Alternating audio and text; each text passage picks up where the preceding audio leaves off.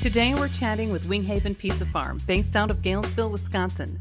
This pizza farm is a short drive from La Crosse and a great destination when you want to pack the car with the fam and head out for some pizza and some nature right in your backyard.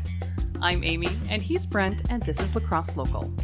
I'm Rob Grover, and I actually was born here in La Crosse, but of course born and raised just across the river in Trempealeau County, and live on my family's farm there, where Winghaven Pizza Farm is today.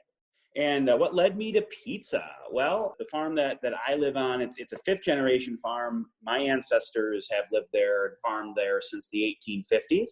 And, my generation was looking for something kind of new and exciting to do on the farm, some way to still kind of keep our fingers in agriculture and still kind of celebrate our rural heritage.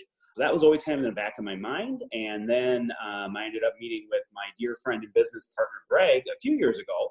And Greg has an entrepreneurial mind and has done some family businesses of his own. Putting us together, we kind of came up with the idea of doing Winghaven Pizza Farm, so doing pizza on the farm. And I am Greg Roskos. I was born and raised on my family's farm, which is right outside of Arcadia, Wisconsin. And what brought me to Winghaven, a little bit like what Rob said, is, we wanted to create something out on his family's farm. And I have a love of food and a history of cooking with my family, namely my mom and my grandma. And so wanted to kind of combine some of my business background in food, love of food, with the beautiful valley that Rob's family has had for many generations. How did Winghaven Pizza Farm come about? I mean, was it just one discussion that just got you running, or a visit to another farm, or? Yeah, I think, and this is Rob, I think it was sort of a bunch of things lining up at the same time. As I mentioned before, I've always wanted to do something entrepreneurial on my farm. I have a real passion for agriculture, a real passion for the land that I was born and raised on. And in 2016, I was working as a corrections officer for our local sheriff's department, and I kind of was coming to a place where I wanted to do something new. And, maybe about a year before that, Greg and I had met and became fast friends. We always had kind of discussed different business ideas and kind of, interesting things that we could do in our community business-wise. That's really what got the idea rolling. All over rural Wisconsin, the rural Midwest, you're seeing more things like pizza farms or, more farm to table sort of concepts popping up.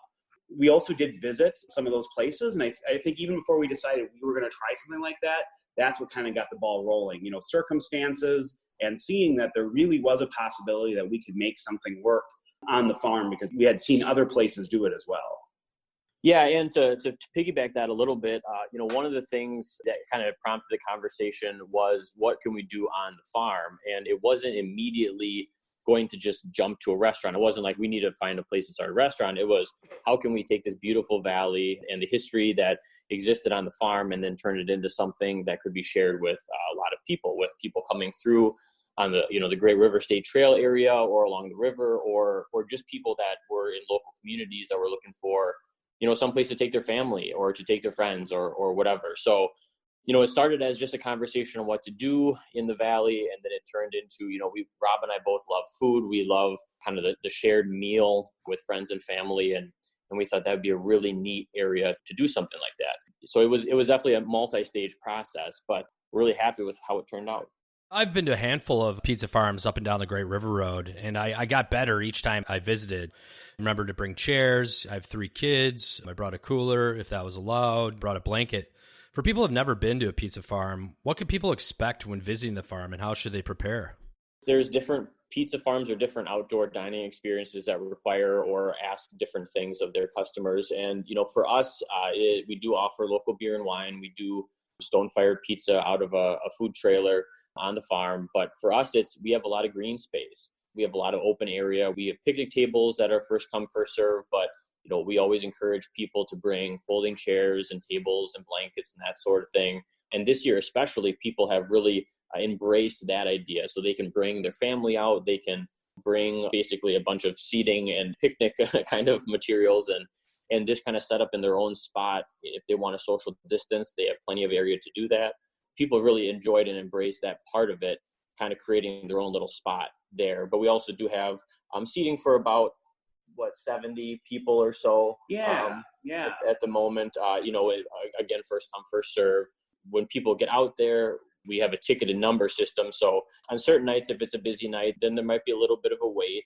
But we do have live music on some nights. We historically have had outdoor lawn games.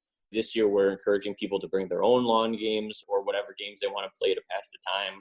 Just to pair it off what Greg said, if you end up just bringing yourselves and an appetite and are looking for some good beer and wine, most likely we're going to be able to accommodate you. We'll probably have chairs for you. We'll probably have a place to sit.